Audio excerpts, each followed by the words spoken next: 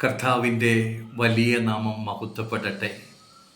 സങ്കീർത്തനങ്ങൾ 66 20 വേദഭാഗം.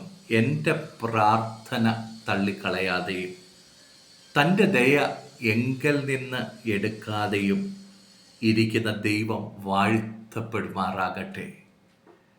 നമ്മുടെ പ്രാർത്ഥന ദൈവം ഒരു നാളും തള്ളിക്കളയത്തില്ല. പലപ്പോഴും നമ്മൾ ചിന്തിക്കുന്നു, ഞാൻ പ്രാർത്ഥിക്കുന്നുണ്ട്, ഞാൻ ഉപവസിക്കുന്നുണ്ട്, ഞാൻ പല വിഷയങ്ങളുടെ നടുവിൽ ദൈവസന്നിധി കാത്തിരിക്കുന്നുണ്ട്, എന്നിട്ടും എൻ്റെ പ്രാർത്ഥനയ്ക്ക് എന്താണ് മറുപടി കിട്ടാത്തത്? ആ പ്രാർത്ഥന ദൈവം കേൾക്കാതെ പോയോ? ദൈവം ആ പ്രാർത്ഥന തള്ളിക്കളഞ്ഞോ എന്നൊക്കെ നമ്മൾ ചിന്തിക്കാറുണ്ട്.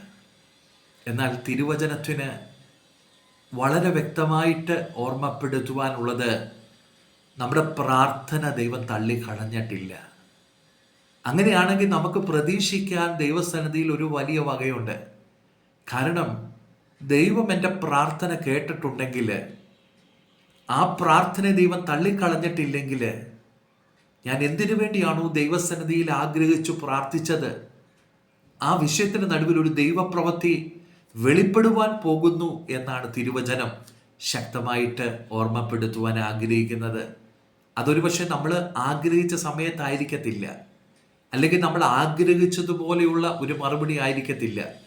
എന്നാൽ ദൈവത്തിൻ്റെ വചനത്തിന് ഓർമ്മപ്പെടുത്താനുള്ളത്, നാം ചിന്തിക്കുന്നതിനും നാം വിചാരപ്പെടുന്നതിനും ഒക്കെ അപ്പുറത്ത് ദൈവം നമ്മളെക്കുറിച്ച് ഒരുക്കി വച്ചിരിക്കുന്ന ഒരു വലിയ ദൈവിക പദ്ധതിയുണ്ട്. ആ പദ്ധതിയോടുള്ള അനുബന്ധത്തിൽ നിശ്ചയമായിട്ടും ആ പ്രാർത്ഥനയ്ക്ക് മറുപടി ഉണ്ടാകും എന്നുള്ളത് തിരുവചനം ശക്തമായിട്ട് ഓർമ്മപ്പെടുത്തുകയാണ്.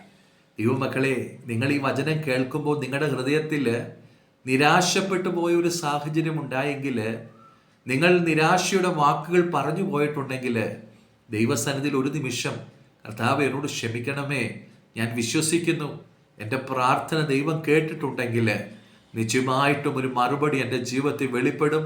ആ വിടുതലിനെ കാണുവാൻ ഞാൻ എന്നെ പൂർണ്ണമായി സമർപ്പിക്കുന്നുവെന്ന് ഹൃദയത്തിൻ്റെ അകത്തളങ്ങളിൽ പ്രാർത്ഥിക്കുവാൻ നമുക്ക് ഓരോരുത്തർക്കും ഇടവരട്ടെ.